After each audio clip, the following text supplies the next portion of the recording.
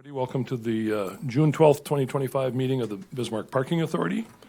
My name is Jim Christensen. I chair the Parking Authority, and I see that we have a quorum present this morning.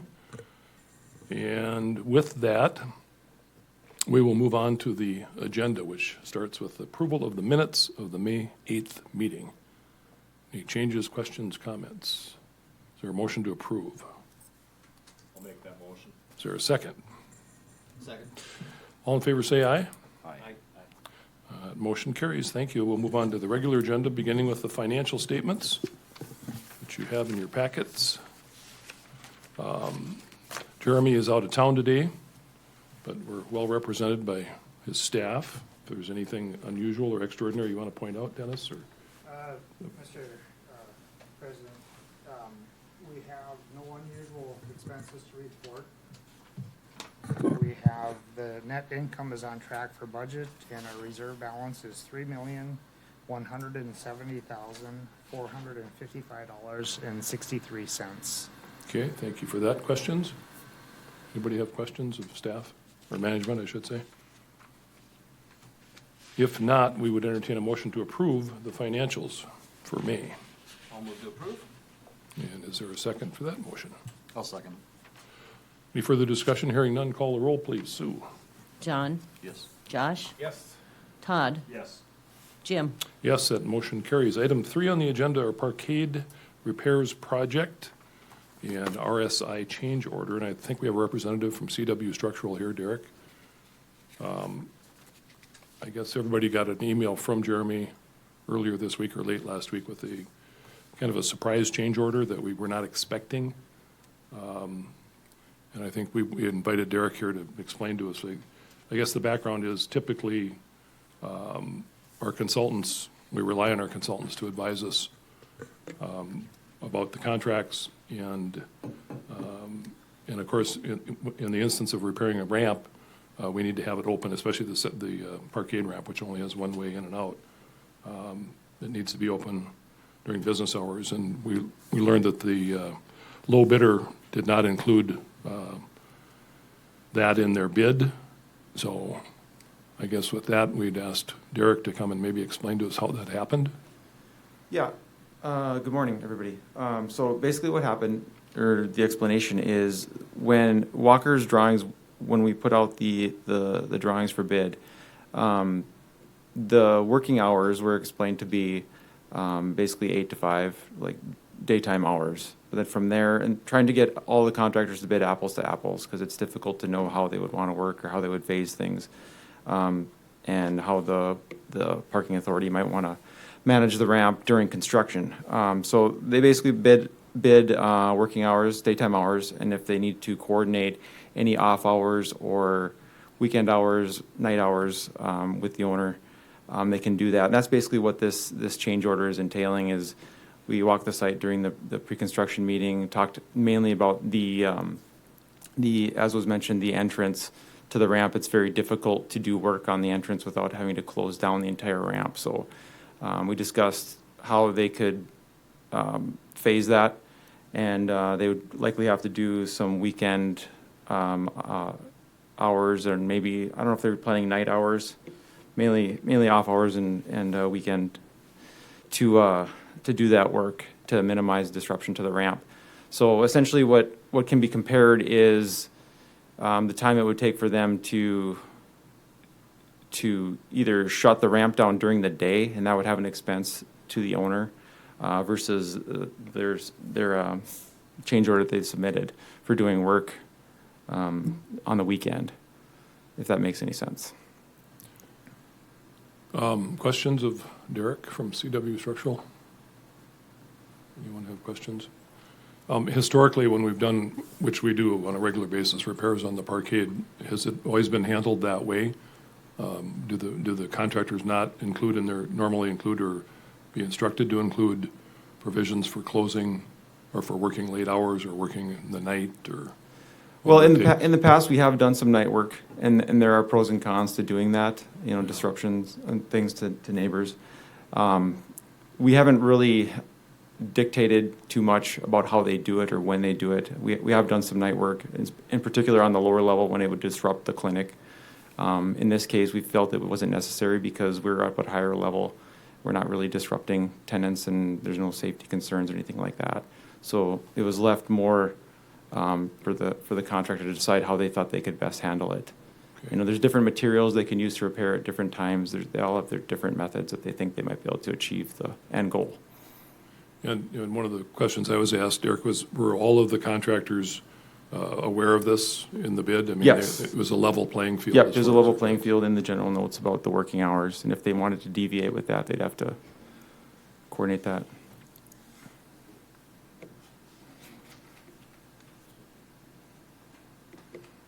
Okay, other questions of Derek, anyone? For some reason I didn't get that in my packet.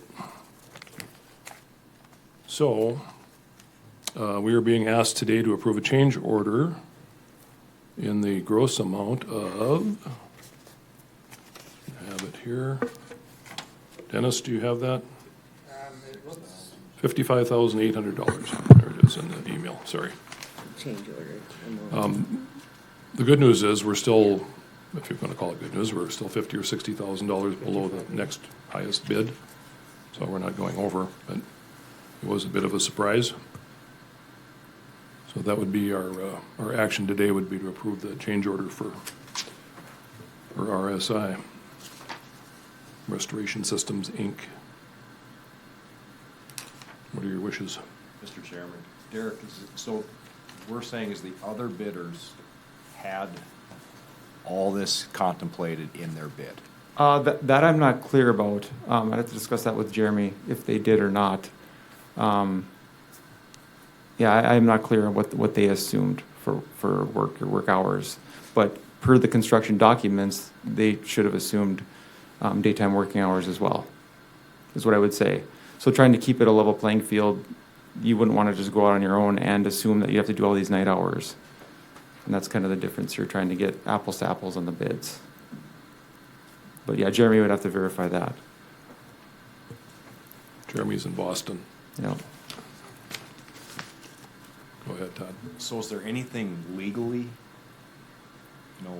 they bid it, it's a bid. They bid it. Legally, can we allow them to, we could change it, but we open up a can of worms? I'm not an attorney, so I can't speak to the legal issues. I would assume if all parties had the same construction documents, that they should have bid based upon those construction documents. And if there's a change order, they would all, in theory, had the same change order. I will tell you from my perspective, if this were at the city commission, I'd have a real hard time not telling them that they needed to be off hours on this because of the disruption to business. But Well, I think that's something we all assumed from past, based on past but experience. I don't think, I suspect you don't have an issue legally, but I don't know that. Well, I would agree with the mayor. I mean, it raises the total project cost to $304,000, which we've already approved, obviously $245,000. So, what's the status? Are they ready to get started like next week? Yes, they're planning on mobilizing on June 16th. So they're planning on being on site, and I believe within like a week they're going to start construction. Okay. I'm inclined to agree with the mayor. I don't, the city attorney isn't here, obviously, but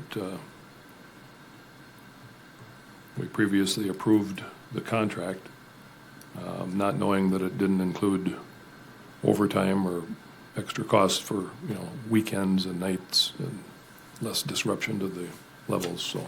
Plus you're still below the other bid. Correct, significantly below the other bid, more than 10%. So, what are your wishes?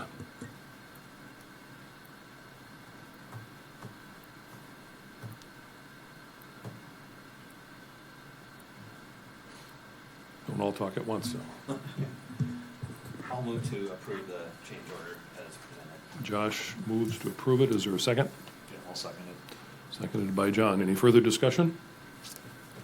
Hearing none, call the roll, please. Sue? John, Yes. Josh, Yes. Todd, Yes. Jim. Yes, that motion carries. Thanks, Derek, for appearing. Thank And you. the explanation, we appreciate it. We'll move on to more fun stuff. Item 4 on the agenda, just a little bit of background. The item is review general new ramp picture renderings concepts. If you recall at the last meeting and last couple of meetings, we've talked, there's a working group that includes the mayor and the city administrator and Kate from the Downtowners and others. And we meet on a semi-regular basis along with representatives of the private sector, the health, the medical community, large tenants of downtown. As we all know, there continues to be and has been a parking problem. By problem, I mean we don't have sufficient off-street parking spaces for the number of employees and guests that come downtown, and it's been that case for years. So we're trying to find space that we could provide another off-street parking structure for 400 or 500 cars or more. And to that end, at the last meeting, we authorized Jeremy to approach some design firms in town to see if they would provide some generic renderings. And this is basically for the audience, the 2 or 3 people at home that are watching this. And we did get some nice renderings, which we're going to look at right now. We're going to ask Jenny to come up to the podium and fire up the Elmo so we can all see what was presented. Again, they're generic. We didn't identify a specific site. Some of the folks that submitted indicated or suggested sites that would seem to work, which we appreciate. The first one there is from J2 Architects. And again, it's not on any specific site. That I believe most of these would be for a 500-car facility. Again, for some reason, I don't have those in my packet, or I forgot to bring them, so. And just as a little bit of background, J2 was actually the architectural firm that designed the 6th Street ramp, the last ramp that the city built 10, 11 years ago. So that's who that is. May we go on to the next one, Jenny? And that one is from, can you see it, Jenny? J2. Is that also J2? I think it is, Yes. right? Okay. And that's a larger ramp with a capacity of up to 1,000 cars. As you can see, if you start going that size, you're going to have a large structure no matter where you put it, I guess. And the alternative, of course, is to go higher with multiple stories above, 4 or 5 stories above grade, and that gets to be a concern visually. But again, this is what we asked him to show us, different concepts from different folks. All right, and this one is from, is this JLG's? Okay. Oh, yeah, I see it now. So this is a JLG Architects rendering of a potential 500 space ramp. We asked them, or suggested that any ramp would have active ground floor, at least around the perimeter of the structure, for retail, office, regular use, other than just bumpers. So they kept that in mind. As we go forward in our growing downtown, we want to make sure that we have an active and attractive street scape and street front or storefronts for these buildings. Are you going to back up, Jenny? Weren't there a couple before this? Oh, that's the J2 again. I thought you flipped through, maybe, okay. There's a couple more after this, right? Okay. Comments on any of these as we go? Anybody? We can have questions, but there's nobody here to answer them, so. What's on the next slide? Okay, now this is still JLG? No. This is Endeavor?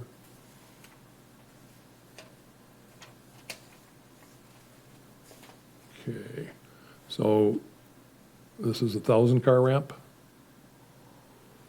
between 2 imaginary white buildings. Next one. And these folks provided comments, the pros and cons on theirs. And do you have that? Or not? Oh, okay. All right, good. So we're still with Endeavor North? Okay.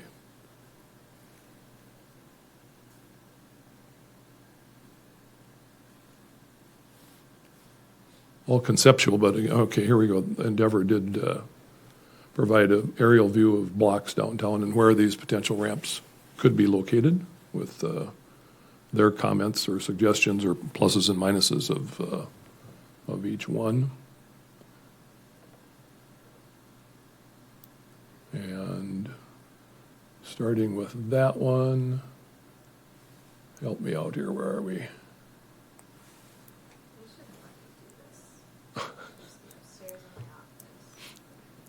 Jason was gonna do it, but he ducked out at the last minute. Oh, he's got a very important meeting and something else. That's fine. Can I borrow those, Todd? Because I can't read the screen from here. All right, then I can keep track, maybe. No, you don't have the aerials. So, Kate? Yeah, I'm trying to figure it out too. Sure. Or Jenny, you could.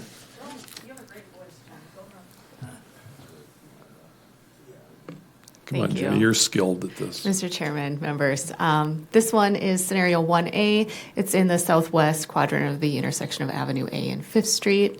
Property owner is Burley County. Would Okay. have a capacity of 500 spaces. Pros, it's a large site, provides opportunity for an efficient ramp layout. There's potential for linear parcel walk-up residential, potential also and as well as first floor retail. And there would be potential for entry in the alley. The cons are that Fifth Street entry is close to Fifth and Rosser intersection. The alleyway electrical would be impacted during construction, and limited options for residential and retail exist. Okay, thanks, Jenny. So that site, just so everybody understands, that would be the county surface parking lot, kitty corner from the library in the upper right-hand corner there. So, all right, appreciate that. And is that the same? No, It is. it is the same, okay. They're just Okay. giving us different. Yep, point of view. And that one, All right, this one is scenario 1B. It is also at the corner of A and Fifth, just a different building layout and configuration. going east-west instead of Yep. north-south. We have a capacity of roughly 500 spaces. Again, pros, large site, provides an opportunity for efficient ramp layout, potential for a linear parcel for walk-up residential, first floor retail, well-separated mid-block entry and exit, and it minimizes the ramp street presence. Cons are the alleyway electrical would be impacted during construction. There are multiple landowners. It would be Burley County, Benchmark, Bravera as the landowners, and the building at the corner of 4th and Avenue A would need to be demoed as well. Okay, very good. And then is there an exploded view of it there? Okay. Comments or questions as we go? Anything? Anybody? Good? Okay, the next one. Next one is in the northeast quadrant of 5th and Rosser. Property owners are Wells Fargo. Capacity is 500. Pros are good street frontage on Rosser. Cons, there's more cons than pros on this one. Site length limits potential ramp layouts. Limited potential for retail. Capacity of ramp is limited due to the length, and potentially need to integrate a teller window. Okay, so again, so everybody understands that's where the present Wells Fargo drive-up facility is at Fifth and Rosser. And across the street to the west would be the vacant county lot that was one of the earlier sites, okay? All right, they have an elevation. Okay, This one is again at the corner of A and 4th, just between 3rd and 4th Street on the south side of Avenue A. Owner is MDU and Gate City Bank. Pros are it's a large site, provides opportunity for efficient ramp layout, potential for linear parcel for walk-up residential, and retail on the first floor. It's well separated mid-block entry and exit, and it minimizes the ramp street presence. Cons are that alleyway electrical would be impacted during construction. There are again multiple landowners, and we would need to integrate a teller window. okay, and so again, for everybody looking, that's located between the Bravera Bank to the north and to the southwest would be Gartner's shoe hospital, right, on that block, so. There you go. And that one would not require the demolition of any existing buildings, right? I don't think. Because the parking authority owns and operates the 3rd and Rosser lot today, so, okay. Comments, questions, anybody? Next. This one again is along the south side. This one's along the south side of Rosser between 3rd and 4th Street. There is good street frontage. That is the pro. Cons are the site length limits potential ramp layouts. Limited potential for retail. Capacity of the ramp, again, is limited due to the length. Alleyway electrical would be impacted during construction. There are multiple landowners, City of Bismarck and Bravera Bank, and would need to integrate a teller window. Entry and exit would be on Rosser as well. So that is on the current surface lot that we operate, kitty corner from the post office, the federal building. And we've looked at that site many times over the years without disrupting the alley. It's too small. This one, you bridge over the alley up to the Bravera Bank. Adds more space, but probably a lot more cost. Probably don't get as much bang for your buck there, but they have a elevation next on that one too. That would look. So we're looking towards the southeast at this point, right? Yep. Gate City would be on the lower left. Okay. I think, is there one more? Yeah, oh yeah, a couple more. Oh, yeah. Scenario Yeah. 5 is located just across the street from the library on the east side of 6th Street, just along the south side of Avenue A, I believe. The owners are Sanford. It's a large ramp. Large site provides opportunity for efficient ramp layout, potential for linear parcel walk-up residential, well separated, mid-block entry and exit. Grades allow for multiple level access points, and it minimizes the ramp street presence. Cons are primarily serves one main user. Sanford may have plans for this property. Okay. What was the capacity on that one? Oh. The number of cars or spaces? They have it? I think they have 1,000 plus. Up to 1,000, okay. Thanks.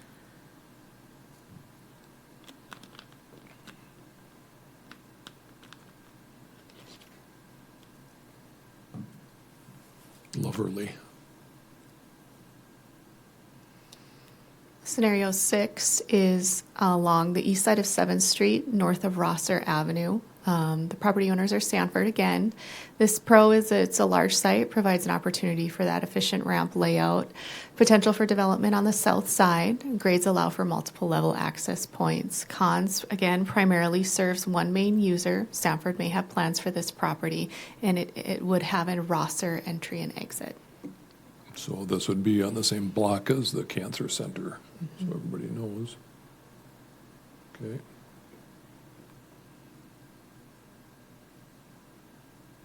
Across the street from the Center for Family, UND Center for Family Medicine in Sanford.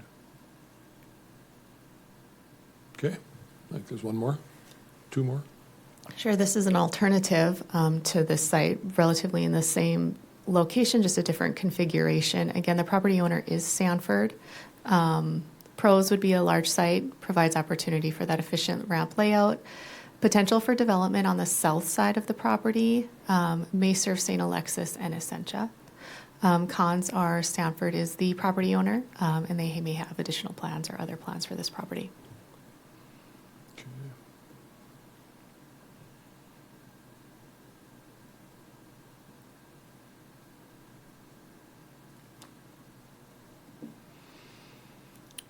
Scenario 7, this property is located on along the north side of East Thayer Avenue between 7th and 9th.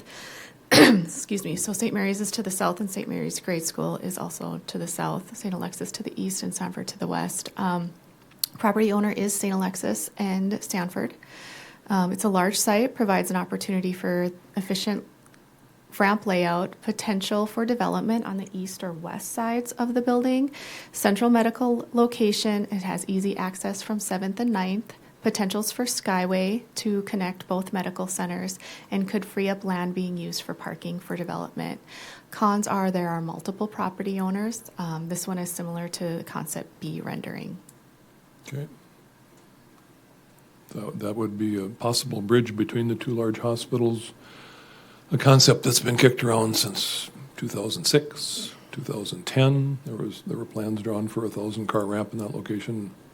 Never got off the ground, obviously. Questions or comments on that one? The working group has had conversations with representatives of both the medical centers to try and gauge their interest in participating. So we'll continue working on that. I think one of them's lukewarm. One of them's lukewarm, for sure, but, yep. But in parking world, things take time. Rome wasn't built in a day, so we never give up. I'm just saying, cool. Yeah, I think you're right on the cool part. All right, was that the last one, Jenny? I believe so. This one's just a different view of the building that we looked at previously. Are you having fun yet? You know, I wasn't prepared, but hopefully I'm winging it. Pretty darn Parking good. is cool, Yep, and you're thank you right. for- Keep thank at you it. for doing- Yeah, thanks for doing that, because it's really hard to read the fine print, but we would express our appreciation for the three firms that did this. They received a very small stipend for their time and their expertise and their vision. The next step, I think, would be that we'll take these back to that working group and talk about the different locations again. Pros and cons, try and figure out a path forward for the next ramp or ramps, plural. Because again, the problem isn't going to go away. And I think we're expected to do something about it, so. Any questions of the authority members at all on the process or where we're at? Okay, thanks, Jenny. Thank you so much. Mayor, do you have anything you want to add on that topic? Right now. Okay, hopefully maybe by the next meeting, we'll see. We'll move on to other business. Kate, did you have anything you wanted to report from the downtowners or?